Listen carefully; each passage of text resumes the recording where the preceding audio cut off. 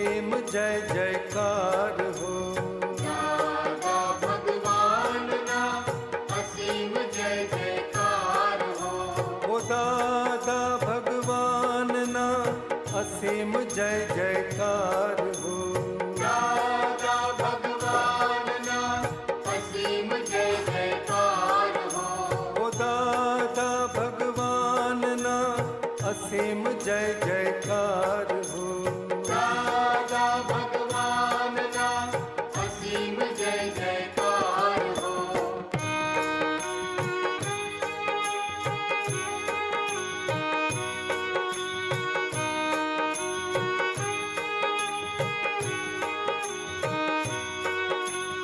દાદા ભગવાનના અસીમ જય જયકાર હો. દાદા ભગવાનના અસીમ જય જયકાર હો. દાદા ભગવાનના અસીમ જય જયકાર હો. દાદા ભગવાનના અસીમ જય જયકાર હો. દાદા ભગવાનના અસીમ જય જયકાર હો. દાદા ભગવાનના અસીમ જય જયકાર હો. દાદા ભગવાનના અસીમ જય જયકાર હો. દાદા ભગવાનના અસીમ જય જયકાર હો. ઓ દાદા ભગવાનના અસીમ જય જયકાર હો. દાદા ભગવાનના અસીમ જય જયકાર હો. ઓ દાદા ભગવાનના અસીમ જય જયકાર હો. દાદા ભગવાનના અસીમ જય જયકાર હો. દાદા ભગવાનના અસીમ જય જયકાર હો. દાદા ભગવાનના અસીમ જય જયકાર હો. દાદા ભગવાનના અસીમ જય જયકાર હો. દાદા ભગવાનના અસીમ જય સચ્ચિદાનંદ. આપ સૌની અંદર બિરાજેલા પરમાત્માને અત્યંત ભક્તિપૂર્વક અભેદ ભાવે નમસ્કાર નમસ્કાર નમસ્કાર. જય સચ્ચિદાનંદ. 25 થી 35 વર્ષવાળા એ બધા આવી ગયા ને સિમંદર સિટીમાંથી? એ ઘરે કોઈ રહ્યું છે? સરસ, આપણને આ ચાન્સ મળ્યો સામે બેસીને સત્સંગ થશે. આજે થોડા પ્રશ્ન આવ્યા છે, લેતા જઈએ.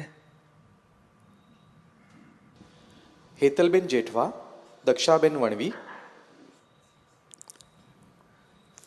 જય સચ્ચિદાનંદ પૂજ્યશ્રી. બોલો. સામેવાળા માટે જે રોંગ બિલીફ હોય છે એ ચેન્જ નથી થતી, અને સામેવાળાની જે રાઈટ બિલીફ હોય છે એ એક્સેપ્ટ નથી થતી. સામેવાળાના વ્યૂ પોઈન્ટને જલ્દીથી એક્સેપ્ટ ના થાય એના કારણે બહુ બધું ફ્રસ્ટ્રેટ થઈ જવાય છે. તો એમાં શું કરવું? એટલે એને તમે જ્ઞાન આપવા માંગો છો રોંગ બિલીફ ફ્રેક્ચર કરીને? ના ના, તો એટલે રોંગ સમજી જ બિલીફ ન તો શકે. ત્યાં જ સમજાય. હું ચંદુ છું એ રોંગ બિલીફ, એ ફ્રેક્ચર કરીને હું શુદ્ધ આત્મા છું રાઈટ બિલીફ. પછી એ તમે સમજાવો છો તો માને નહીં ને બહુ. ના. તો કઈ બિલીફની વાત કરો છો? View point. હા, વ્યૂ પોઈન્ટ એટલે એક્ઝેક્ટ. આપણા અભિપ્રાય. પણ એવું આપણને કેમ વાંકવું પડે છે? આપણે એની રોંગ બિલીફ એટલે કે એને ઊંધા અભિપ્રાય વ્યૂ પોઈન્ટ છોડાવવા માગીએ છીએ ને સારા વાત એને આપવા માગીએ છીએ. ના, એવરી ટાઈમ એવું નથી હોતું પૂજ્યશ્રી. તો શું હોય છે? એટલે સામેવાળાએ એના વ્યૂ પોઈન્ટથી જે કીધું હોય ને એ હું મારા વ્યૂ પોઈન્ટથી નથી સમજી શકતી. તો એ તો 2 વખત પૂછીએ. મેં ના પૂછ્યું ને હમણાં તમને, તમારા અઘરા પ્રશ્ન હતા. મારી ભાષામાં સમજો, રોંગ બિલીફ તો દાદાએ ફ્રેક્ચર કરી શકે, બાકી બીજાનું ગજું જ નહીં. પણ તમે કીધું કે ના એવું નથી કહેવા માગતી, તો પછી નવું તમે સમજાવી દીધું મને. પણ પૂછ્યું આજે ફ્રસ્ટ્રેટ થઈ જવાય છે એના માટે શું કરીએ? તો એ આપણે છે ને એનો વ્યૂ પોઈન્ટ આપણી પર ઠોકી બેસાડવા માગે છે? ના, એવું તો નથી તો હોતું. આપણે આપણો વ્યૂ પોઈન્ટ એને ઠોકી બેસાડવા માગીએ છીએ? હા, એવું ક્યારેક હોય. તો પછી આપણું છોડી દો ને. આપણે શું, હું આઈ એમ ઓલવેઝ રાઈટ, એવું જ કંઈક હોય ને આપણું. હા. તો પછી એ આપણી વ્યૂ પોઈન્ટથી રાઈટ છે, એના વ્યૂ પોઈન્ટથી ના હોય. આ રિલેટિવ સત્ય છે જગત બધું. એટલે આપણે એને ઇન્ફોર્મેશનની જેમ ભાઈ વિચારી જો, તને યોગ્ય લાગે તો સ્વીકારજે, ના યોગ્ય લાગે તો બાજુ મૂકી દેજે. હવે કઈ છૂટો, આગ્રહ ના રાખો. આગ્રહ રાખો ને પછી બરાબર વ્યૂ પોઈન્ટ બાજુમાં રહે અને અહંકાર ટકરાઈ જાય એટલે ફેંકી દે આપણી વાત. આગ્રહ વગર કહેવાનું મારો વ્યૂ પોઈન્ટ, એને ડાયલોગ કહેવાય, વાતચીત કરવાનો પ્રયોગ. એ મને એમ લાગે છે આવું કરીએ તો વધારે સારું, એટલે કે આની જરૂર નથી ના, પણ જો કરીએ ને તો આ પ્રોબ્લેમ આટલા સારું થશે ને, આ ના કરીએ તો આવા પ્રોબ્લેમ આવશે. એ કોમ્યુનિકેશન કરો તો શું છે, સોલ્યુશન આવે. આ કે હું કહું છું માનતી નથી, મરવા દો, મારે શું લેવા દેવા, ભેદ પડી જાય ને એ ખોટો રસ્તો. હા પૂછ્યું. એટલે આપણે સામાવાળા, તમે કહો છો ને સામેવાળાના વ્યૂ પોઈન્ટ મારાથી જલ્દી એક્સેપ્ટ નથી થતા, તો એને 2-3 વખત પૂછો તમે શું કહેવા માગો છો. એનાથી ધારો કે હું આ સ્વીકારું તો શું ફાયદો થાય, અને ના કરીએ એ પ્રમાણે તો શું નુકસાન થાય, અને સમજણ પાડો.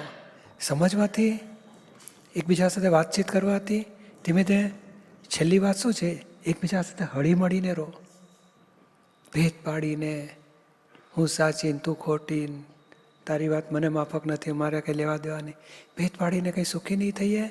અને જીવનમાં દરેક સ્ટેજે કોમ્યુનિકેશન તો જોઈશે જ આપણને, નહીં જોઈએ? અત્યારે તમે પ્રશ્ન મૂકો ને હું પૂછું 2-3 તો તમારે જવાબ આપવા પડે, મારે પૂછવું પડે, પછી હું પૂછું, તમે પૂછી શકો કે મને આ ના સમજાયું. તો કોમ્યુનિકેશન વગર તો સાચી સમજણ પ્રાપ્ત જ ના થાય. એટલે ધીમે ધીમે આપણે નક્કી કરો ને કે સામેવાળાની અન્ડરસ્ટેન્ડિંગ આપણને એક્સેપ્ટ નથી થતી તો આપણે પૂછીએ, કોમ્યુનિકેશન કરીએ. આપણો વ્યૂ પોઈન્ટ સામો ના પકડતો હોય તો આપણે કન્વિન્સ કરીએ. આગ્રહ રાખ્યા વગર વાતચીત કરો, અભિપ્રાય રાખ્યા વગર. અને એક આપણી હોય છે ગાંઠ કે ભાઈ હું સાચી, તો પછી બધાને ખોટા જ માન્યા કરતા હોય તો પછી એ બરાબર ના કહેવાય. કે આપણે આપણી રીતે સાચા, કોકની રીતે સાચા ના હોય તો આપણે હું સાચી છું પણ આ રીતે સાચું, તમારું શું કહેવું છે, એમ કોમ્યુનિકેશન કરશો ને તો પછી ભેદ નહીં પડે, જુદાઈ નહીં લાગે, પછી એકબીજાને દુઃખે નહીં રહે. હા સમજાયું ને? હા. અને પૂછ્યું છે, એક જગ્યાએ દાદાશ્રી એવું કહે છે કે અસંખ્ય રોંગ બિલીફ હોય ત્યાં સુધી રાઈટ બિલીફ હોય નહીં. રાઈટ બિલીફ બેસે એટલે અસંગની બિલીફ બેઠી કહેવાય. એમાં અસંગની બિલીફમાં એટલે આ જ હું શુદ્ધાત્મા છું એ રાઈટ બિલીફ કહેવાય, અને હું ચંદુ છું એ રોંગ બિલીફ કહેવાય. અને ચંદુ છે એટલું ને હું આમનો દીકરો થયો, આમનો ભાઈ થયો, આમનો પતિ, કેટલી બિલીફો હશે. પછી હું સાચો છું, સારો છું, હોશિયાર છું, બધું કેટલી બિલીફો બધી. હવે હું શુદ્ધાત્મા છું ભાન થયું એટલે અસંગ આત્મા તમામ સંગી ક્રિયાઓમાં અસંગ છે. ચંદુના મન વચન કાયથી જુદો છે એટલે એ અસંગની બિલીફ બેઠી કહેવાય અને એ રાઈટ બિલીફ કહેવાય. હા સમજાયું ને? હા. પૂછ્યું છે અખંડ શુદ્ધ બ્રહ્મચર્ય પરિષદ એવી શક્તિ આપજો. જય સચિદાનંદ. જય સચિદાનંદ. દક્ષાબેન વણવી, દર્શનભાઈ શાહ.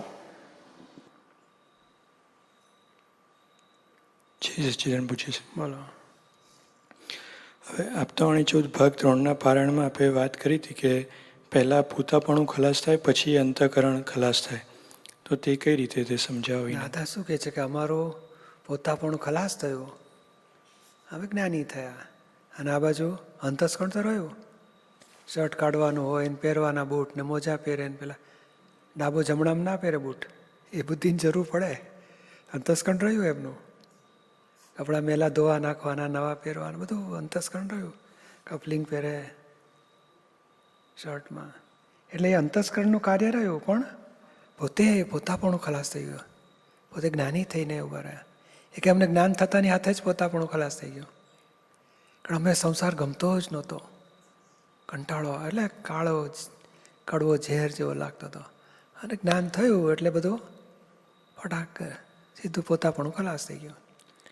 તો પૂછે એટલે આ શું છે, અનુભવની કક્ષા આવવા માટે જેટલા અંશે પોતાપણું ખલાસ થતું જાય એટલા અંશે અનુભવના અંશ વધતા જાય. એ અનુભવી સ્પષ્ટ વેદન સુધી પહોંચ્યો. પછી કેવળ જ્ઞાન થાય ત્યારે આ બધું અંતસ્કરણના જે મન બુદ્ધિ ચિત્ત અહંકારના એ જે પર્યાયો બધા ખલાસ થતા જાય, શુદ્ધ થઈ જાય ત્યારે કેવળ જ્ઞાન થાય. પછી દેહ એકલો રહે, એ પણ યોગ પૂરો થાય, વિચાર વાણી વર્તન ખરી પડે એટલે નિર્વાણ કહેવાય. હવે નિયમથી છે. તો પૂછે છે એમાં પૂતાપણું એ અંતઃકરણમાં અહંકારમાં ના આવી જાય? ના ના, અંતસ્કરણ તો જુદો ભાગ છે આખો. વાણી વિચાર એક, પછી અંતસ્કરણ બીજું, પોતાપણું ત્રીજું, સૂક્ષ્મતર લેવલે. અને રોંગ બિલીફ જે કે છે ને, હું ચંદુ છું એ બિલીફ, એ સૂક્ષ્મતમ લેવલે, એ આપણી ઉડી ગઈ. તો પૂજ્યશ્રી, તો પછી આ પોતાપણું જે છે એને ઓળખવું કઈ રીતે, અને તે ઓળખ્યા પછી જાગૃતિ ક્યાં આગળ સેટ કરવી કે જ્યારે પોતાપણું ઊભું થાય ત્યારે આપણે એ જાગૃતિપૂર્વક? વાત છે ને 9મી આપતાણીનું ચેપ્ટર છે આખું.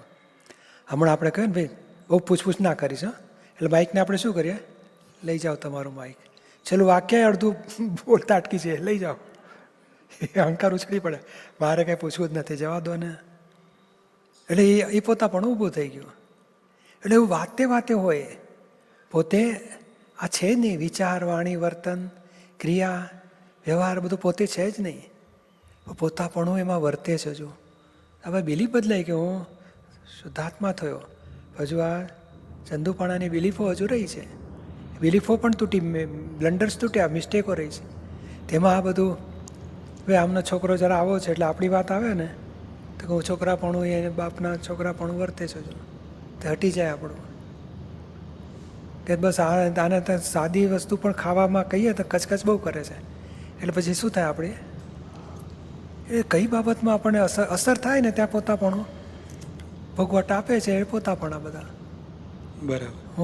હું શાંતિથી ખાઉં છું તો હવે એટલો રઘવાટ્યો છે ને શાંતિ રાખતો જ નથી, તો આપણને ગુસ્સો આવે, એટલે આટલું શાંતિથી કરું તોય તમે રઘવાટ્યો કહો છો મને. શાંતિવાળો રઘવાટ્યો આપણે છે જ નહીં. એ પોતાપણું ખલાસ થાય ને તો એક ટપાલ પોતે ના ઉપાડે, અને જેની હોય એને કે ભાઈ તારો જો ફાઇલ આવી છે હવે સંભાવે નિકાલ કરે. એટલે પૂજ્યશ્રી, તમે હમણાં જે કીધું ને એવું અસર તો થાય, પણ હવે એ અસરમાં કેવું થાય કે જુદું અમુક જ વાર રહે, બાકી તો આમ અસરમાં પેલું મલ્ટિપ્લિકેશન થઈ જતું હોય ને એવું થાય. ના, એટલે હવે ધીમે ધીમે ત્યાં પાછા ફરો કે અસર કોને થઈ, એ અહંકારને. કેમ થઈ પાછી, તો કે બુદ્ધિ એને પાછી મલ્ટીપ્લાય કરાયું. એટલે ભોગવટા જ્ઞાન પકડો, એ આ શું કહેવા માગે છે, અને કરે છે કોણ, હું કોણ, બધું ધીમે ધીમે ગોઠવો. એ શુદ્ધાત્મા જુદો, ફાઇલ જુદી એની 1 નંબરની, એ બધું જુદું પાડ કરીને સોલ્યુશન લાવીએ. એટલે પૂજ્યશ્રી, જેટલી વાર એવું ઊભું થાય એટલી વાર આપણે એવું સામે જ્ઞાન ગોઠવે તો એક પડ જાય, એ રીતનું થયું. એ જ ઉપાય છે ને. અને આ ગાંઠ મોટી છે એટલે જો ને હજુ આમ આપણને હંફાવી નાખે એવી છે, એટલે સમજવાનું કે મોટી ગાંઠ છે, ફરી વાપરવા. અને બેસ્ટ ઉપાય એ છે કે અડધો કલાક એની પાછળ હોમવર્કની જેમ લો રોજ, કે આ ગાંઠ બધે તોફાન કરે છે તો છે શું આ નહીં. ઘણાને માનની ગાંઠ ભારે હોય ને એટલે પછી ધ્યાન ત્યાં બધે અથડાયા જ કરે, પછી બધાની જ ભૂલ લાગે, આ લોકો આવા છે, આ લોકો આવા છે, બધાના નેગેટિવ. એટલે તને કેમ બધા નેગેટિવ? આપણે નિષ્પક્ષપાતી રીતે તપાસ કરીએ તો બધાને વાંકું ના પડતું ને આપણને જ વાંકું પડતું હોય. એટલે આપણી માનની ગાંઠ છે, નેગેટિવ બતાડે. તો હવે હોમવર્કની જેમ લેવાનું, કોઈને દોષિત જોયા વગર, તો આ ગાંઠો ઓગળશે એવી રીતે. હા પૂજ્યશ્રી, જય સચિન. હા. દક્ષાબેન વણવી, કૃપાબેન વ્યાસ.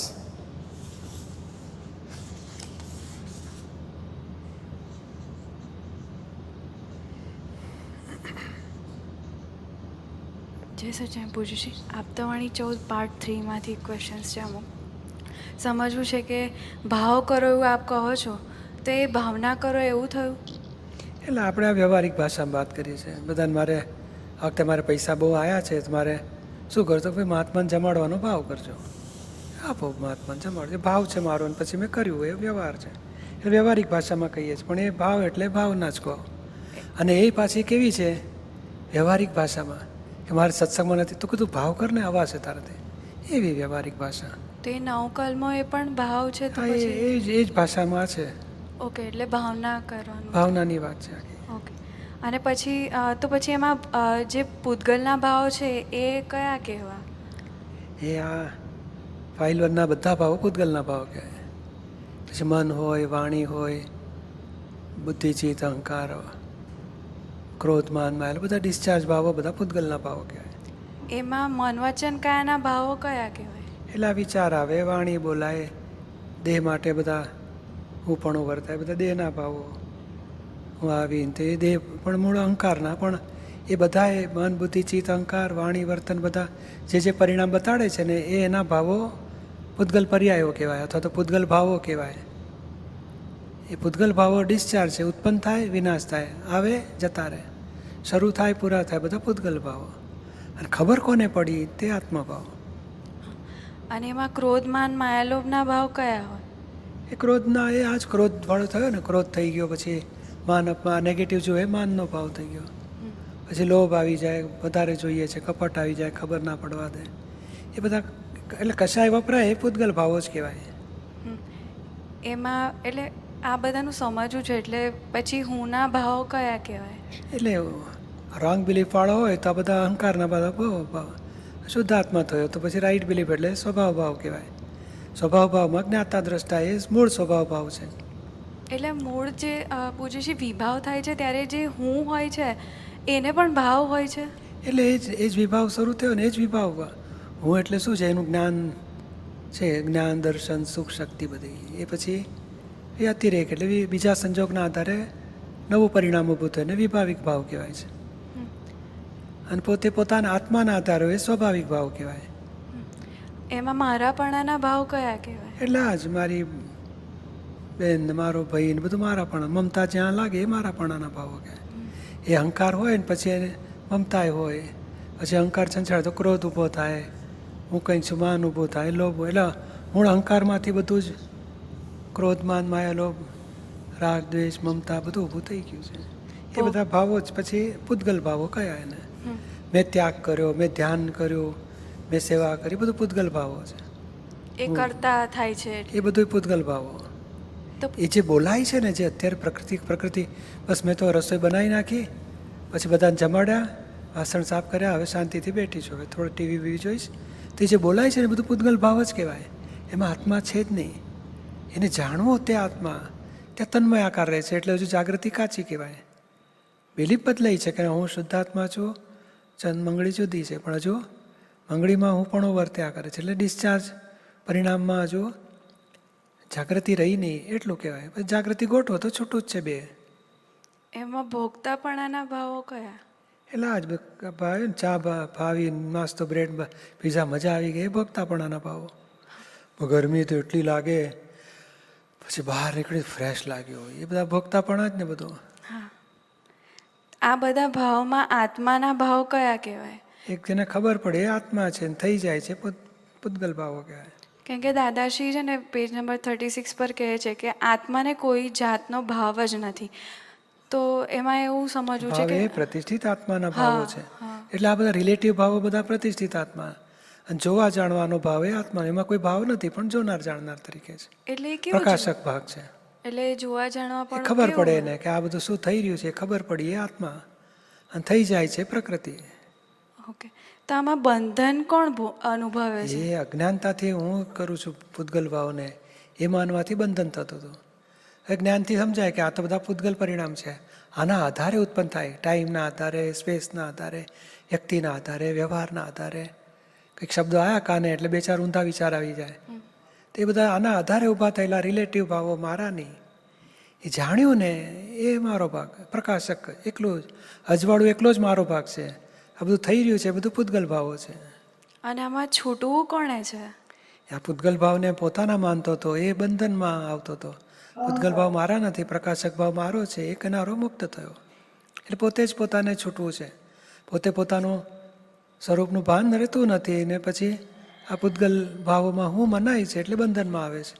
હવે જ્ઞાન મળી ગયું આપણને, હવે 5 આજ્ઞામાં રહેજો, આ પૂતગલ ભાવો જ્ઞેય રૂપે જોજો, તમે જ્ઞાતા ભાવમાં રહેજો તો તમે મુક્ત થયા. એ પોતે એ જ પ્રજ્ઞા છે? પૂછું છું. ના ના, પોતે એટલે આ અહંકાર જે હું ડેવલપ થતો હું, એ જે હું ચંદુ માનનારો હતો એ અહંકાર, એને ભાન થયું કે હું ચંદુ નહીં પણ શુદ્ધ આત્મા છું. અને એ પછી 360 ડિગ્રી આવશે એટલે મુક્ત થઈ ગયો. આ પૂતગલની અસરો કોણે થાય છે? પૂછું છે આ જ ડેવલપ એ માનનાર ને, નહીં તો એની મેળે ઇફેક્ટિવ છે જ પૂતગલ, પણ પોતાને કેમ થઈ? મને કહ્યું એટલે અપમાન કરે છે. હવે કહે છે પાટિયાને તો પોતે કે મને અપમાન કર્યું, એટલે પછી અસર થાય છે. એ જાણે કે આ દીપકને આવ્યું અપમાન, જમા કરો, ઉપકારી છે, આપણને છોડાવે છે. અને કાલથી 1 તારીખ શરૂ થાય છે ને. દાદા ભગવાને કહ્યું હતું, શું કહેલું? અપમાન 3 અપમાન જમા કરવા રોજના, અને 2 થાય તો 1 ખોટ ગઈ એવું સમજવાનું. એ પછી એમાં પૂછ્યું હતું કે આમાંથી મુક્ત કેવી રીતે થવાય? આ જે અસરો 5 આજ્ઞા અને શુદ્ધાત્માની જાગૃતિ કરે છે કોણ? હું કોણ છું? ફાઇલ વ્યવસ્થિત સંભાવ નિકાલ વાપરો, બધું એ મુક્ત પોતે જ થાય છે મુક્ત. એ પૂછ્યું છે પોતે પોતાના અજ્ઞાનથી બંધાયો છે, પોતે પોતાના જ્ઞાનથી છૂટે છે. એ જાણવાવાળો જાણવું એટલે કેવું તમે કહો છો જાણવાનું, તો એ શું જાણવાનું? એટલે આ જ બધું વિચાર આવે ખબર પડે. અત્યારે કે ને કોરોના પાડોશીમાં થયો છે, મને થઈ જશે તો એ વિચાર આવે. પછી એ અસર થવા માંડે એટલે બુદ્ધિએ પકડ્યો. પછી આપણે ગોઠવીએ કે ના ના બધાને કે એક દાડામાં તાવ, બીજે દાડ તો કશું રહેતું નથી, કંઈ વાંધો નહીં આવે, અને આપણે ડબલ માસ્ક પહેરીને ફરીશું, વાંધો નહીં આવે. એટલે મન સમાધાન થઈ ગયું. હા. અને ભાવો એ જળ કેવી રીતે છે એ સમજવું છે. એટલે વિનાશી અને જડ ભાવ કહેવાય, રિલેટિવ છે ને, પૂતગલના આધારે છે બધા. એટલે પેલું ભાવ સત્તા આપણી પોતાની હતી એવી વાત થઈ હતી, એટલે જસ્ટ પૂછવું હતું કે આ ભાવોય જળ છે તો પછી ભાવ કરવાની સત્તા પાછી રહી. હા, એટલે એ શું છે કે એને અજ્ઞાન હોય ને ત્યાં સુધી પછી થાય ને ખરાબમાંથી સારામાં જવું છે, એ ભાવ સત્તા કહેવાય. અને ખરાબ અને સારું બેવ છોડીને પછી સ્વભાવમાં આવી ગયો, એ સ્વસત્તામાં આવી ગયો, પછી એને કંઈ દખલ રહેતી નથી. જય સચ્ચા. સિદ્ધિબેન વ્યાસ, દેવાંગભાઈ પટેલ.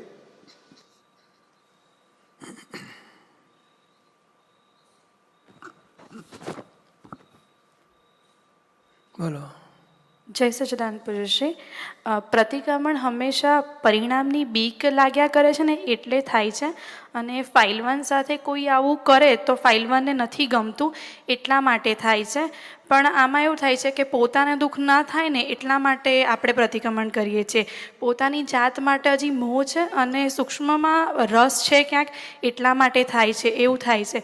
અને બીજી બાજુ એવા પ્રતિક્રમણ થાય છે કે ખરાબ વર્તન થતું હોય છે અને એ જ સમયે અંદર થતું હોય છે કે આ સીધી તું ખરાબ કરે છે, નથી સારું કરતી, એ સમયે અંદર પણ પ્રતિક્રમણ થાય છે. તો આ બંને સિચ્યુએશનમાં કેવું થાય છે પુરુષશ્રી, અંદર ઉથલ પાથલ કોન્સ્ટન્ટ ચાલ્યા જ કરે છે કે તું પ્રતિક્રમણ પ્રોપર કરતી નથી ને એટલે નથી એનું પરિણામ આવતું. તો એક્ઝેક્ટ પ્રતિક્રમણ પુરુષશ્રી કેવા હોવા જોઈએ? એ ચોપડી વાંચજો પ્રતિક્રમણ નામની.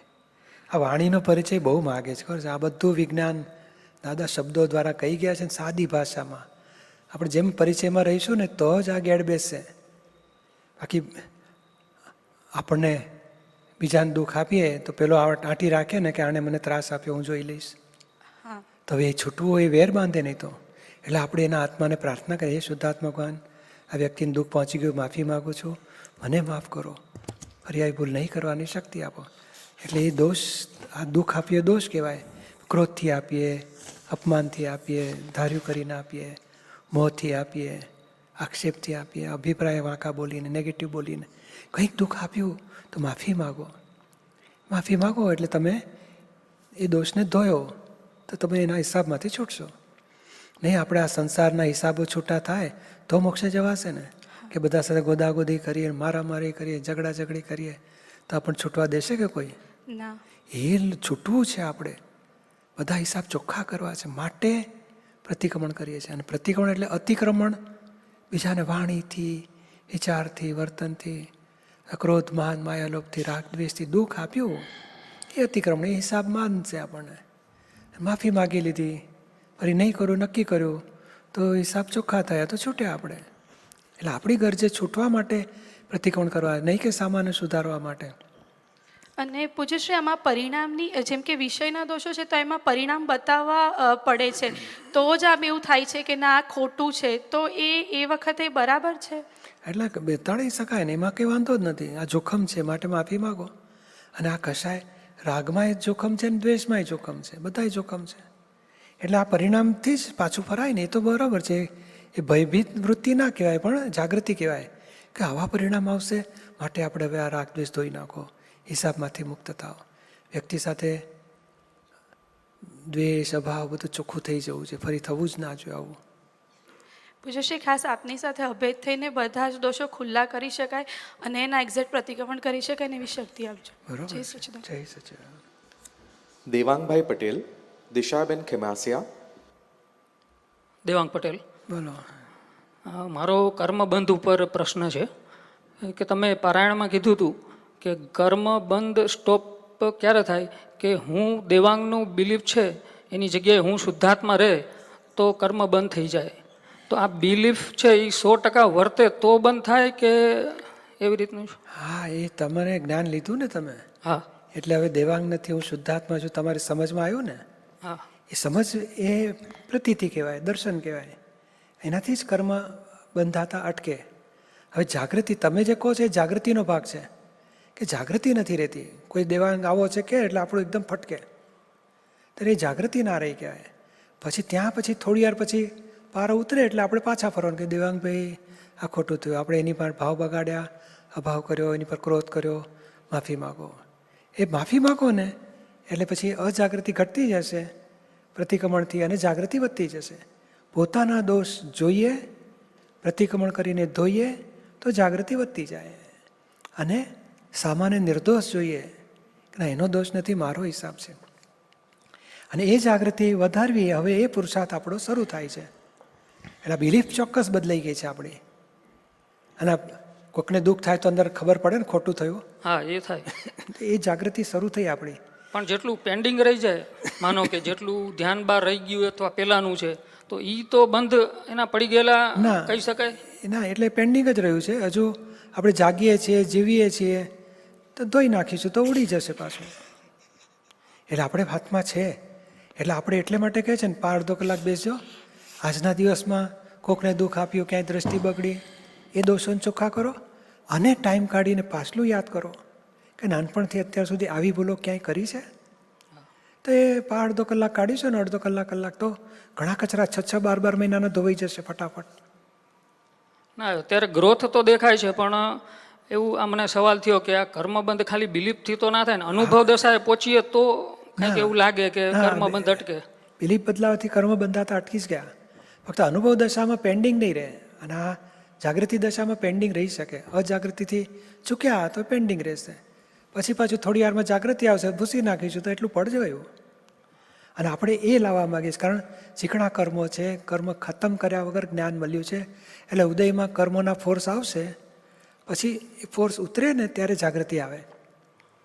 ત્યારે પાછું એક્શન રિપ્લે ચેક કરો, પાછું પાછલા જે દોષ થયા, કોકને દુઃખ પહોંચ્યું, કાંઈ ભાવ બગડ્યા, ધોઈ નાખો. એટલે એવી રીતે ચોખ્ખાઈ થવાશે, જાગૃતિ વધશે, દોષો ઘટશે, સામા સાથે ઋણાનુબંધના હિસાબ ચોખ્ખા થશે.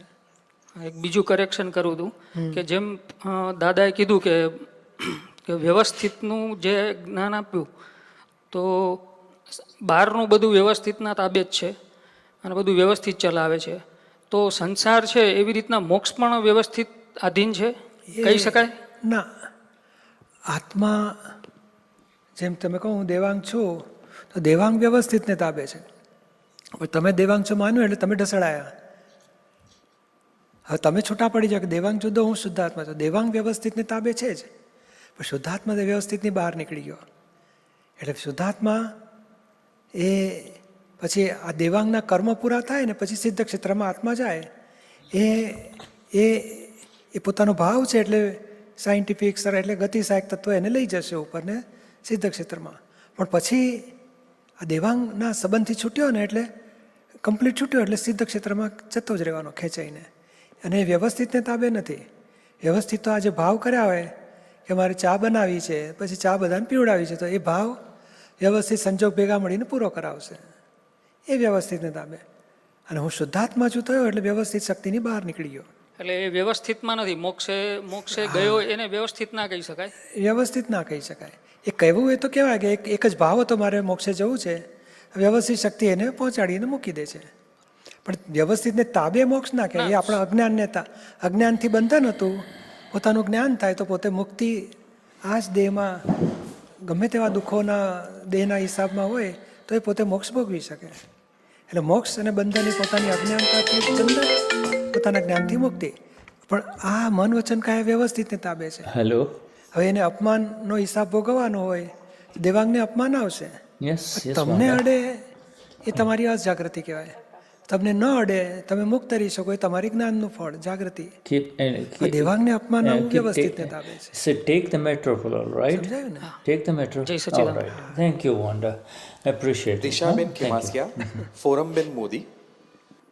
જય સચ્ચિદાનંદ પૂજ્યશ્રી. દાદાવાણી માર્ચ 2021 એમાં સૂત્ર 18 ઉપર છે કે જાગૃતિનું પરિણામ સૂક્ષ્મતા લાવે, પણ સૂક્ષ્મતાથી હજુ વધુ આગળ જવાનું, એ બધા કિલ્લા ઓળંગે ત્યારે આત્મા સ્વસંવેદનમાં આવે. પૂછવું હતું કે કિલ્લા એટલે શું હોય? એટલે આ જ બધું પેલો પ્રશ્ન કરતા કહે છે ને મને જાગૃતિ રહે છે પણ પછી આવરણ આવે છે, ક્યાંક અટકી જાય છે, હજુ વધારે આગળ વધાતું નથી, આગળનું દેખાતું નથી, ભીત વચ્ચે આવી એવું લાગે છે. એટલે એ શું અહંકારનું હોય, પછી કશાયોનું હોય, આવરણો વિષયના આવરણો બધા, એટલે મોહ માન લોભ એ બધા આવરણો, એટલે એ આવરે છે, જાગૃતિ વધવા નથી દેતું. એટલે હવે ઉપાય શું કરવાનો? તો કે આ આવરણો જ્યારે જ્યારે અથડામણ થાય કે કંઈક દ્રષ્ટિ બગડી કે કંઈ અભાવ થયો, કંઈ અપમાન આવ્યું તો ભોગવટ આવ્યા, ત્યારે આવરણ તૂટવાનો અવસરો છે. કે આવરણ કુદરત તોડી જ રહી છે. આપણે ઉપરાણું ના લઈએ તો આવરણ તોડી જ રહી છે.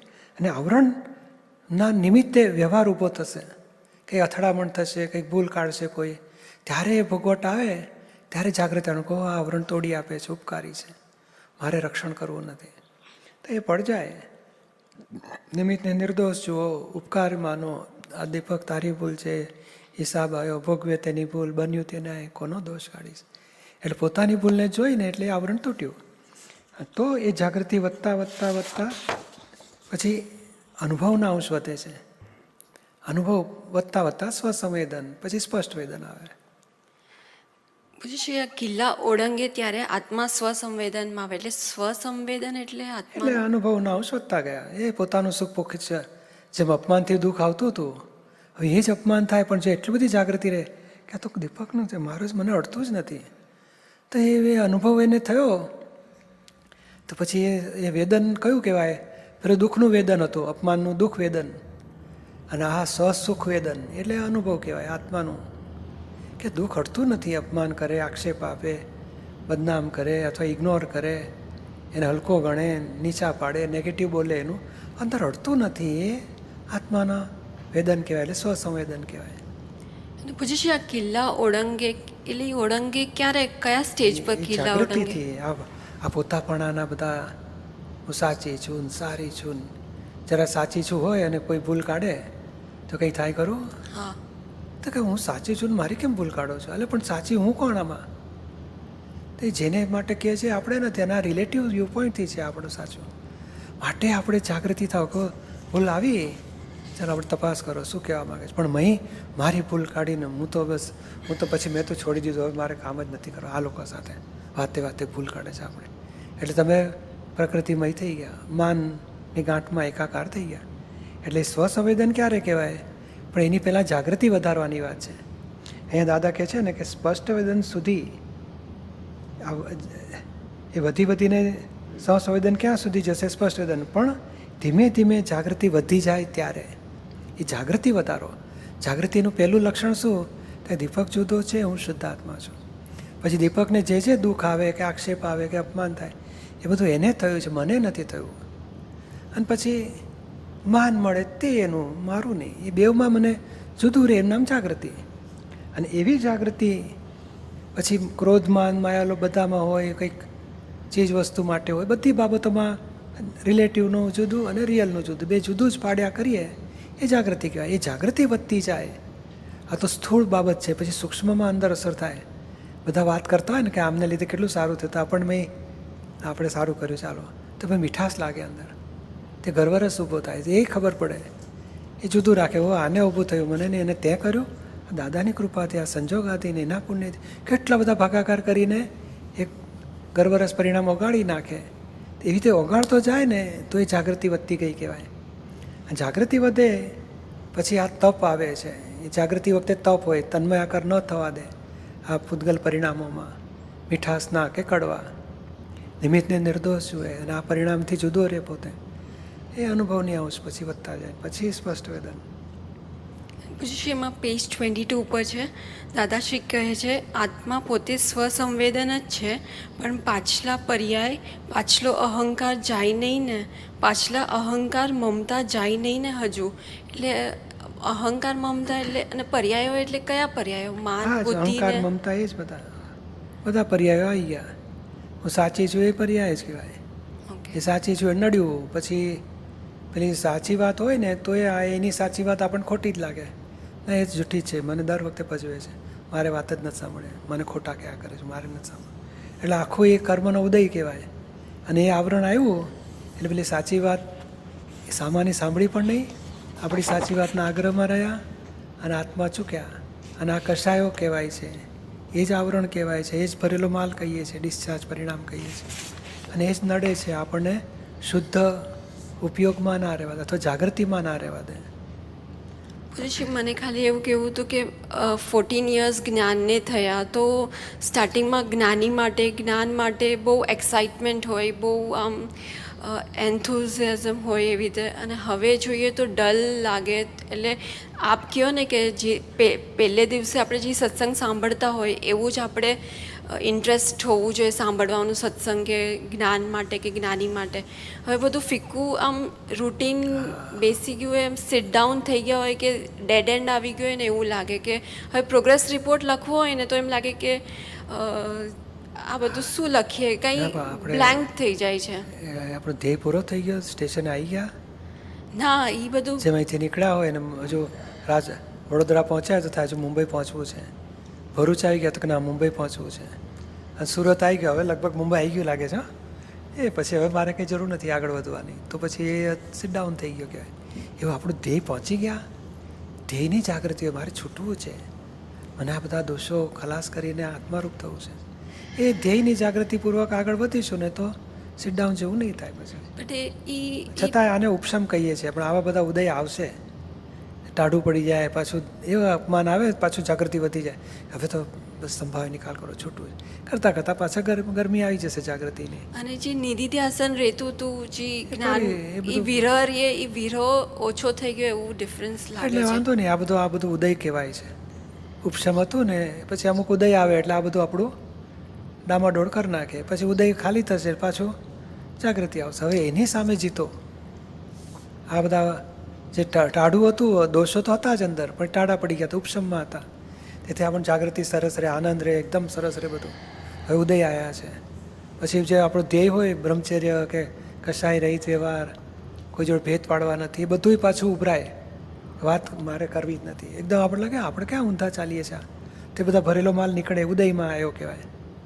ધ્યેયથી ઊંધું ચલાવે બધો, પાછું હવે એની સામે પુરુષાર્થ માંડો, પછી એ પાછું ઉદય ખાલી થશે, પાછું જાગૃતિ વધશે પાછી. એટલે બ્લેન્ક થઈ જાય એટલે ડર લાગે કે રોંગ ડિરેક્શનમાં ચાલી રહ્યા છે. આપણે આ ટોળામાં છોડવું નહીં. જેમ આપણે ટ્રેન છોડતા નથી પછી ઊંઘી જઈએ, પછી ચા પાણી નાસ્તો કરીએ, બારી બહાર જોઈએ, ટ્રેન છોડતા નથી સ્ટેશન પર ઉતરીને, તો તમે પહોંચશો ડેસ્ટિનેશન. આ ટ્રેન છોડવી નહીં, અક્રમ એક્સપ્રેસ. ઓકે, જય સચિદાનંદ. જય સચિદાનંદ. ફોરમબેન મોદી, મોનાલીબેન રાવલ. જય સચિદાનંદ પૂજ્યશ્રી. ફોરમ મોદી. આપતાવાણી 12 પૂર્વાધ પેજ નંબર 7માં દાદાશ્રી કહે છે, અમે તો બીજાના દોષ જ ના જોઈએ, કોઈના દોષ દેખાય ખરા પણ દોષિત જોઈએ નહીં, અમે તો નિર્દોષ જ જોઈએ. એમાં એવું સમજવું છે કે જે દોષ દેખાય છે પણ દોષિત નથી જોવાનું ને, એ બહુ બધી વાર સાંભળ્યું છે, વાંચ્યું છે, બટ પ્રેક્ટિકલી જ્યારે ઇમ્પ્લિમેન્ટમાં લાવવાનું આવે ને ત્યારે અગર આપણે ક્યાંક કોઈની મિસ્ટેક થતી હોય તો પહેલાં તો કહેતા જ બીક લાગે કે અહીંયા ભૂલ થાય છે, આપણે એ સુધારવી પડશે, અંદર ડર રહ્યા કરે કે દુઃખ થઈ જશે તો સામેવાળાને, અને પછી એના પછી કેવું થાય કે એના આધારે અંદર એક અભિપ્રાય આવી જાય. પછી જેવું એ વ્યક્તિનું નામ આવે ને તરત નામની સાથે એ અભિપ્રાય કે એ હાજર થઈ જાય કે આ વ્યક્તિથી આવી ભૂલ થાય છે. એની સાથે છે ને અંદર એક હેન્ડલ ચાલુ થઈ જાય છે કે ના પોઝિટિવ જોવા છે, શુદ્ધાત્મા જોવા છે, નિર્દોષ ને બધું ઓલું જે જ્ઞાનનું સાંભળ્યું હોય બધું હાજર થાય.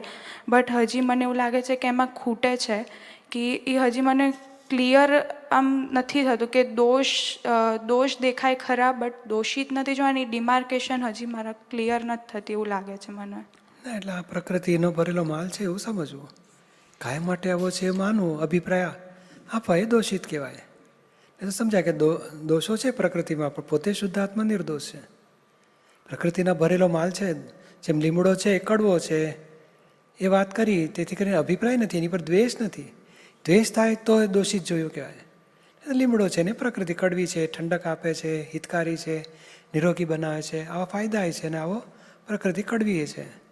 એ સામાન્ય જોયું એ પ્રકૃતિ ઓળખી કહેવાય. એ પછી દોષ દેખાય. દોષ એટલે શું? પ્રકૃતિના ગુણ અને દોષ.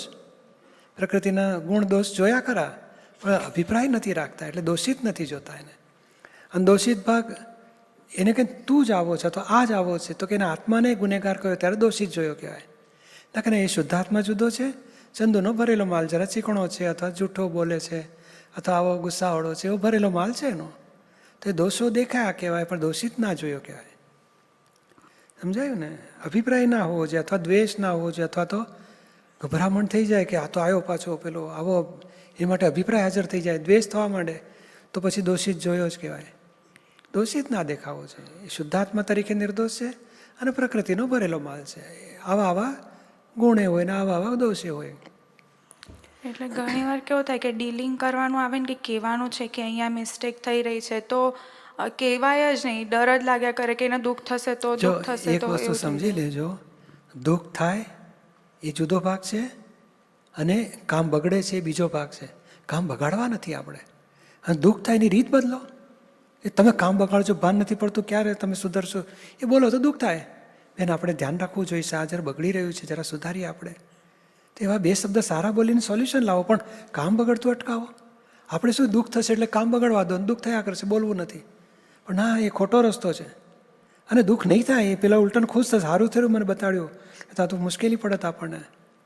એટલે દુઃખ ના થાય એની રીત, કશાયોથી દુઃખ થાય છે, આક્ષેપોથી દુઃખ થાય છે, આગ્રહથી દુઃખ થાય છે, અભિપ્રાય તું આવો જ છે, કામ જ બગાડે છે, અભિપ્રાયોથી દુઃખ થાય. એ કશાયો કાઢી નાખો અને પ્રેમથી વાત કરો. આપણે એક જ છીએ અને આપણે દાદાનું કામ બગડવા દેવું નથી. આપણે ભેગા મળીને સરસ સોલ્વ કરીએ, નહીં દુઃખ થાય અને કામે સોલ્વ થશે. આ શું છે, આ દુઃખ આપીને એવું બધું કામ એટલા બધા ગુચાયા કરે છે આ બાજુ. દુઃખ આપવું નથી એટલે કામ તો ગુચાયા, અને દુઃખ આપવું નથી એ દુઃખ અપાયા જ કરતું, કારણ અંદર ભાવ બગડ્યા કરતા હોય.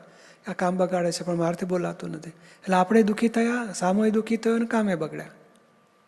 એની કરતાં વાત કરી તો જુઓ અને પ્રેમથી વાત કરો તો દુઃખે નહીં લાગે, અને કદાચ લાગશે તો સોલ્યુશન આવશે.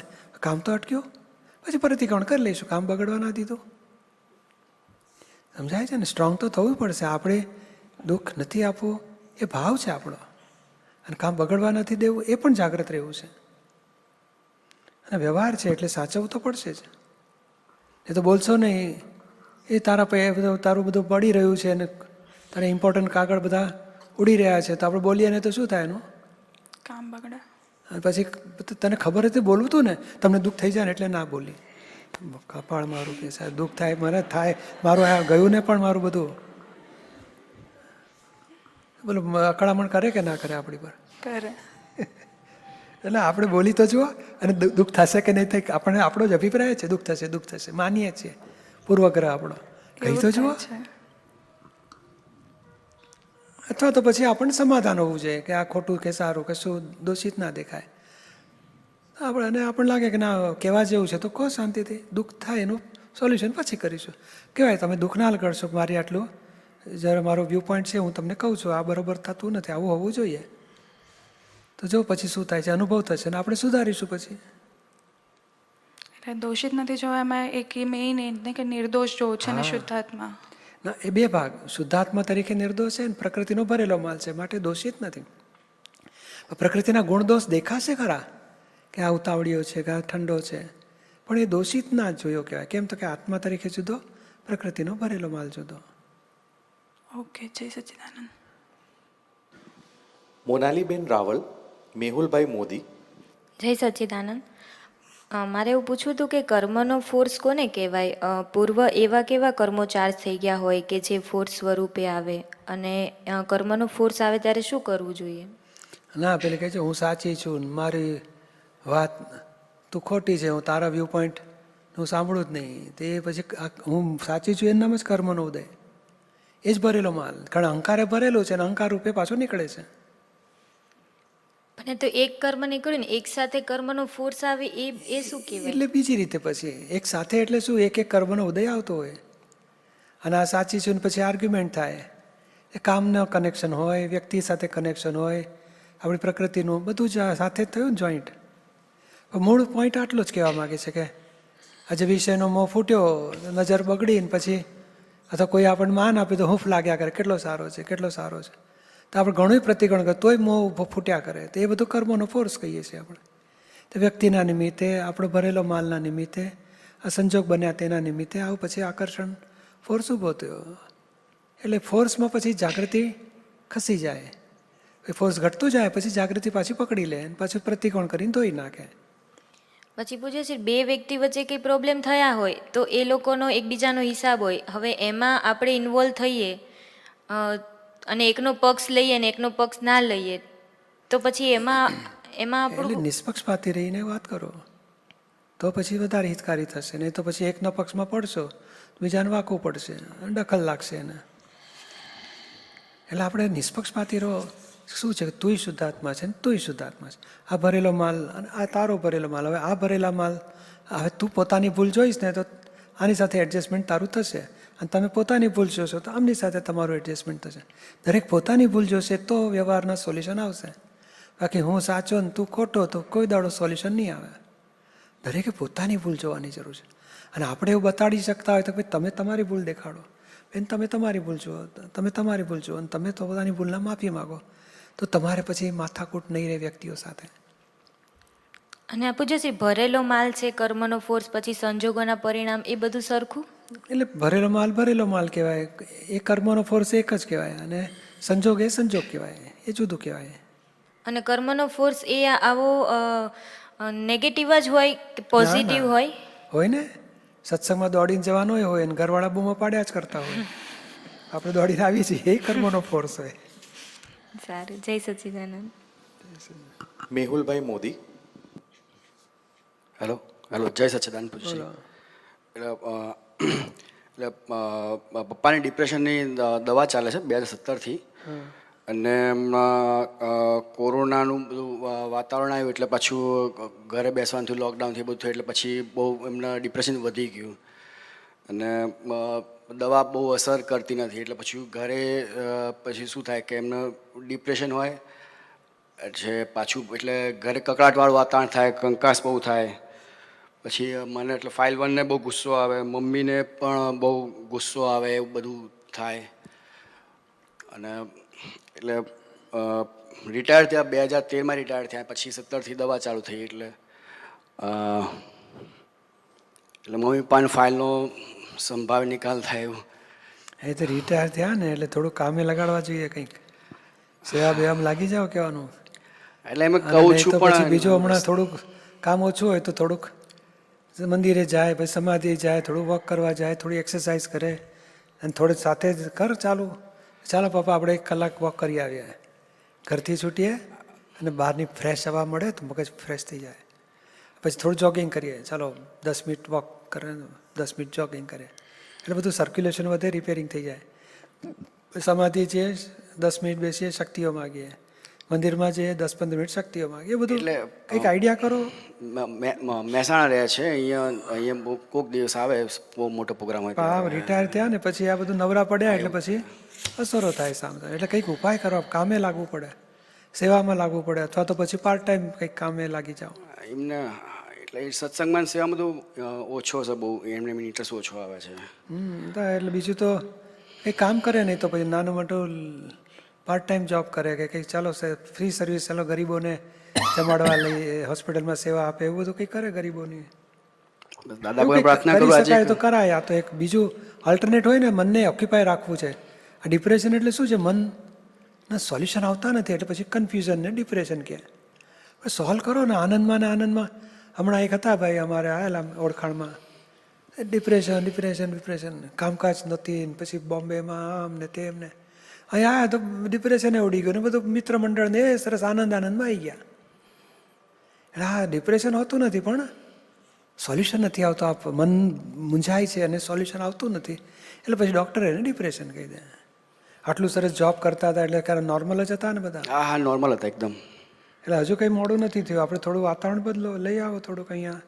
અને હમણાં પછી મહિનાથી બહુ સેલ્ફ નેગેટિવિટી, પછી જે ઇન્વેસ્ટમેન્ટ કર્યું એ પૈસા તો એનો સિક્યોરિટી ના લાગે મેન તો. એટલે આ બધું પ્રોબ્લેમ છે કે પૈસા ક્યાંક કોઈક લઈ જશે તો કોઈક છેતરીને લઈ જશે, એ બધું બહુ મહિનાથી બહુ નેગેટિવિટી છે ને. એમને જ્ઞાન તો લીધું તો છે, પણ કોઈ વખત લઈ આવો અને આપતો પુત્ર સાથે વાત કરાવો. ધીમે ધીમે થોડું મળતા રહે, આવતા રહે. પછી આવો પ્રોગ્રામ હોય તો કે રાત્રે 1 કલાક આવજો, તમારો 55 થી 60 વર્ષવાળા માટે છે તો એ દિવસે તમારે આવાય, ચાન્સ લેવાનો કંઈક. બરાબર, એવું કંઈક આઈડિયા કરો. મૂળ શું છે કે થોડું ડૉક્ટરની સલાહ લઈ જુઓ, દવાઈ ચાલુ રાખો ને થોડો યોગા, પ્રાણાયામ, વોક, એક્સરસાઇઝ એ બધું કંઈક કરશે ને તો ઇમ્પ્રુવ. અસીમ જે અડધો કલાક કરી શકે, આરતી કરી શકે, વિધિઓ કરે, બધી શક્તિ વધે એને, એવો રસ્તા કરી શકાય. શું મારી સ્થિરતા છે ત્યારે મને પછી ઘરે ગુસ્સો બહુ આવે, મમ્મીને બહુ ગુસ્સો અને બધું ના, બહુ થઈ જાય ઘરે એ પછી. મમ્મીને જો જ્ઞાન લીધું હોય તો બેન આપતપુત્રી બહેનો સાથે વાત કરો, હા, જ્ઞાન લીધું જ વર્ષો તો પહેલા પછી આવો રસ્તો કરો, 2006 માં લીધેલું. જ્ઞાનનો રસ્તો કરો. ગુસ્સો કરવાથી તો શું છે, વધારે કેસ ડિફોર્મ થયા કરશે, બેને દુઃખી થશે. એની કરતાં કંઈક સોલ્યુશન લાવે એવો રસ્તો કરીએ. સમજાયું ને? અને પૂછે છે બ્રહ્મચર્યમાં પોલ વાગે છે તો પોલ બંધ એ તો થાય. આપતપુત્રને મળતો રહેશે, હેલ્પ લેતો રહેશે. હા, હા. જય સચિદાનંદ. ચાલો, કાલથી 1 તારીખ છે. આપણે મહાન મુશ્કેલીવાળું અપમાન નામનું દુઃખ. મને મીટિંગમાં ના બોલાયો, એ 6 જણા ભેગા મળીને કરી નાખ્યું, મારી વેલ્યુ જ નહીં. હમ ભી કુછ હૈ. અરે એટલે હું શુદ્ધાત્મામાં રહેવાનું છે કે આ મીટિંગમાં રહેવું છે આપણે? પછી મીટિંગમાં આપણી વેલ્યુ જ ના, એટલે મીટિંગ પછી ઉપાધિ જ આવે ને. એટલે આ બધું જ્યાં જ્યાં અપમાન લાગે, મમ્મી બૂમ પાડે એટલે અપમાન લાગે. આખો દાડો, એટલે હું અડધો જ કલાકથી કોમ્પ્યુટરમાં બેઠી છું, મને આખો દાડો ટાઈમ બગાડે જ કે છે અપમાન. એટલે નાની નાની વાતમાં અપસેટ થઈએ, ડિસ્ટર્બ થઈએ. એ આપણે ગણવાનું કે 3, 1 થયું, હજુ 2, 3. હા, આજનો કોટા પૂરો થઈ ગયો, આજે આનંદનો દાડો છે, રાત્રે ફર્સ્ટ ક્લાસ આઈસ્ક્રીમ ખાઓ.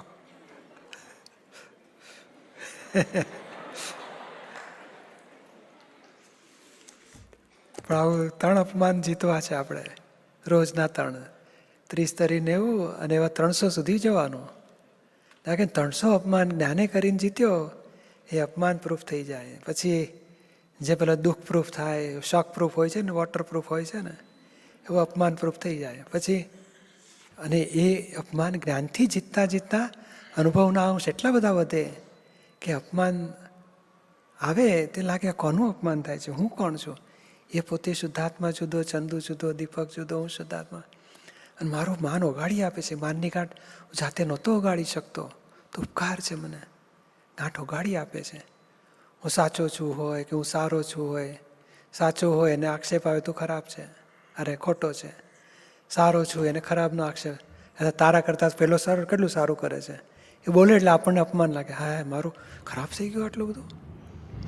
હોશિયાર છું તો આવતું ડફોળ છે કે અક્કલ વગરનો છે કે. એટલે અહંકાર જે આપણે બાંધી લાયા છે ને એ તોડવા માટે કુદરત નિમિત્ત મોકલે છે. તો આપણે તૂટવા દેવાનું છે, આપણે રક્ષણ નથી કરવું. રક્ષણ કર્યું ને એટલે એક્સટેન્શન થાય પાછું. એટલે જમા કરવું છે. ચાલો, મારે ગાંઠ જાતે નહોતી ઓગાળી શકાય, તાણે ફટકો મારે ઉપકારી છે, મારે તૂટવા દેવું છે. અને જો આપણે ત્યાં અક્કલવાળો અને અક્કલ વગરનો હું નહીં, હું તો શુદ્ધ આત્મા આવી ગયા એ જાગૃતિમાં, તો બોલો અપમાન જે અક્કલ વગરનો છે આવતું હતું એ જાતે જ ખલાસ થઈ જશે. કારણ કોનું અપમાન કરે? અહંકાર હોય તો અપમાન કરે ને. શુદ્ધાત્મામાં પોતે આવી ગયો તો અપમાન આવવાનું જ બંધ થઈ જશે. એટલે આવું એક એક અહંકારને જીતવા છે આપણે જ્ઞાને કરીને, કે જેટલા અહંકાર અપમાન આવે તરત જ્ઞાનથી ઉપકાર માનો અને જીતો કે ના, માન સારો કે ખરાબ તે મારું સ્વરૂપ નહીં, હું શુદ્ધ આત્મા છું. સાચો ખોટો મારું સ્વરૂપ નહીં, હું શુદ્ધ આત્મા છું. તમે બહુ સરસ કરો છો, બહુ સરસ કરો છો. પછી મીઠા એવા 4 વખત માન મળે અને તમે જ બગાડ્યું, તમારા લીધે બધું બગડ્યું, તો એ અપમાન આવે. તો સારું કરનારો એવું નહીં, ખરાબ કરનારો નહીં, હું શુદ્ધ આત્મા. પછી પહેલું સ્ટેપ જુદું પાડી દો અને બીજું સ્ટેપ, યાર ખરાબ થયું કે સારું થયું, કર્યું કોણે? વ્યવસ્થિતનો હિસાબ આવ્યો. આપણી ક્યાં ભૂલ થઈ? તો આપણે ડખો કર્યો, કરવું છે. તો હવે આપણે પ્રતિક્રમણ કરો, અને કોઈને દુઃખ થયું તો માફી માગી લો. બાકી થયું છે રિઝલ્ટ ઓફ સાયન્ટિફિક સર્કમસ્ટન્સ. આનું કરતાં હું નથી, હું શુદ્ધ આત્મા. એટલે જ્ઞાનથી અહંકારને ઓગાળ્યા કરો. કરે છે કોણ? હું કોણ છું? હું કોણ છું એ જાગૃતિથી માન ઓગળ્યા કરશે. કરે છે કોણ એ જાગૃતિથી ગર્વરસ ધાર્યું કરવું બધું છૂટતું જશે. અને એવી રીતે જ્યાં જ્યાં અસરો ઊભી થાય, કંઈ અપમાન આવે, કંઈક આક્ષેપ આવે, ત્યારે જ્ઞાનથી જીતવું છે આપણે. નિમિત્તને ગુનેગાર જોવો નથી. જો જોયો ગુનેગાર તો ઓટોમેટિક પોતાને ગાંઠનું રક્ષણ થઈ ગયું. હું સાચો છું એનું રક્ષણ કર્યું, તેથી સામાન્ય ખોટો ઠરાવીને ગુનેગાર જોઈએ છે કે આ ડખો જ કરે છે, સાથે વ્યવહાર કાપી નાખો.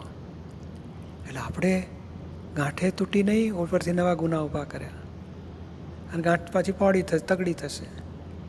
એટલે ગાંઠને તોડવી છે, આપણે ખોરાક આપવો નથી, રક્ષણ કરવું નથી, ઉપરાણા લેવા નથી. એટલે આ માનની ગાંઠને આપણે જુઓ ક્યાં ક્યાં માન, અને માન ઓછું મળે ન મળે ચાલે, પણ અપમાન ના થવું જોઈએ. અથવા બીજાને માન મળતું હોય તો એ કેટલાકને ખૂંચે, એ અપમાન જેવું જ લાગે. એટલે કે આપણે મહેનત કરીએ છીએ અને આપણી વેલ્યુ જ નહીં, હાવ ઠેકાણા વગર ન મળે એને બધા રિસ્પેક્ટ આપે તો ફટકે આપણો. એટલે કોકને માન મળે તોય મેં જલસ ઊભું થાય, ઓછું મળે તોય દુઃખ ઊભું થાય, ના મળે તોય દુઃખ ઊભું થાય, અપમાન મળે તોય દુઃખ ઊભું થાય, બીજાને માન મળે તોય પોતાનું આખું પડે, ઈર્ષા થાય. એટલે આ બધા માનના ફેઝિસ બધા ચોખ્ખા કરવા પડશે. આત્મા રૂપે જુઓ, હું શુદ્ધાત્મા છું ને આ ભરેલો માલ બધો માનની ગાંઠ છે એવું સમજવાનું, અને પછી જ્ઞાનથી જીતવું છે. આપણે કોનું અપમાન થાય, હું કોણ, નિમિત્ત કેવી રીતે નિર્દોષ, એ શુદ્ધાત્મા છે. એથી ધીમે ધીમે જ્ઞાન ગોઠવીને સોલ્વ કરતા જઈએ, અને સોલ્વ કરતા જઈશું ને તો માનની ગાંઠ ઓગળતી જશે, તેમ તેમ અનુભવના અંશ વધતા જશે. આત્મા અનુભવ એ સ્પષ્ટ વેદન સુધી પહોંચવું છે, આપણો ધ્યેય અનુભવમાં પહોંચાય એવું છે. અને સ્પષ્ટ વેદન એટલે જ માન અપમાન દ્વંદ્વની અસર જ ના થાય, નફો નુકસાન, સારું કર્યું કે આ કે ખરાબ કર્યું કે, તે બેમાં જુદું જ રહે. પાડોશીને માન અપમાન કરતા હોય ને એવું લાગે આપણને અસર જ ના થાય. એ અનુભવની કક્ષા આવી ગઈ, ત્યાં સુધી જવાય એવું છે. અને એ જાગૃતિથી ત્યાં સુધી જવાશે. આપણે પ્રતિથી બેઠી છે કે હું ચંદુ નથી, હું શુદ્ધ આત્મા છું. એ ચંદુનું આખું બોલે આપણે પેલી જાગૃતિ રહેવી જોઈએ, આ ચંદુને કહે છે મને નહીં, હું શુદ્ધ આત્મા છું. અને તો એ જાગૃતિથી અપમાન ક્ષમતા ભાવે પૂરું કરી શકીશું અને નિમિત્તને નિર્દોષ જોઈ શકીશું. ચાલો વિધિ કરીએ. બોલો, હે દાદા ભગવાન, હે દાદા ભગવાન, હે શ્રી સિમંદર સ્વામી પ્રભુ, હે શ્રી સિમંદર સ્વામી પ્રભુ, મને શુદ્ધ ઉપયોગપૂર્વક મને શુદ્ધ ઉપયોગપૂર્વક આખી જીવન વ્યવહારમાં કોઈ પણ પ્રકારે અપમાન આવી પડે એને જ્ઞાને કરીને જીતી જવાય, નિમિત્તનો ઉપકાર લાગે, નિમિત્ત નિર્દોષ દેખાય, જુદાપણાની જાગૃતિ રહે, માનની ગાંઠ ઓગાળી આપે છે, એવી સમજણપૂર્વક અપમાનને જીતી જવાય, એવા પ્રત્યેક અપમાનોને જ્ઞાન જાગૃતિ ગોઠવી સોલ્યુશન લાવી શકાય, તે માટે સામાયિક કરવાની શક્તિઓ આપો. હું મન વચન કાયા મારા નામની સર્વ માયા ભાવ કર્મ દ્રવ્ય કર્મ નો કર્મ હે દાદા ભગવાન આપ પ્રગટ પરમાત્મા સ્વરૂપ પ્રભુના સુચરણોમાં સમર્પણ કરું છું. હું શુદ્ધાત્મા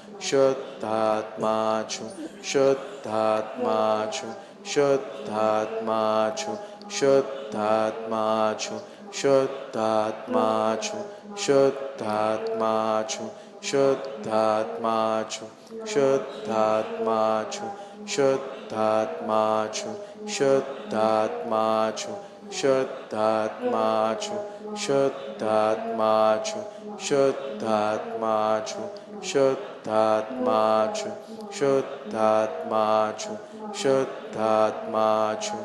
શુદ્ધાત્મા છું શુદ્ધાત્મા છું શુદ્ધાત્મા છું શુદ્ધાત્મા છું શુદ્ધાત્મા છું શુદ્ધાત્મા છું શુદ્ધાત્મા છું શુદ્ધાત્મા છું શુદ્ધાત્મા છું શુદ્ધાત્મા છું શુદ્ધાત્મા છું શુદ્ધાત્મા છું શુદ્ધાત્મા છું શુદ્ધાત્મા છું શુદ્ધાત્મા છું શુદ્ધાત્મા જય સચ્ચિદાનંદ.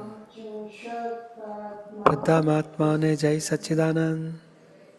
ऑल वेस्टर्नर्स जय सच्चिदानंद टू एवरीबॉडी. सभी हिंदी भाषी महात्माओं को जय सच्चिदानंद. દેશ વિદેશના ગામે ગામના બધા મહાત્માઓને જય સચ્ચિદાનંદ.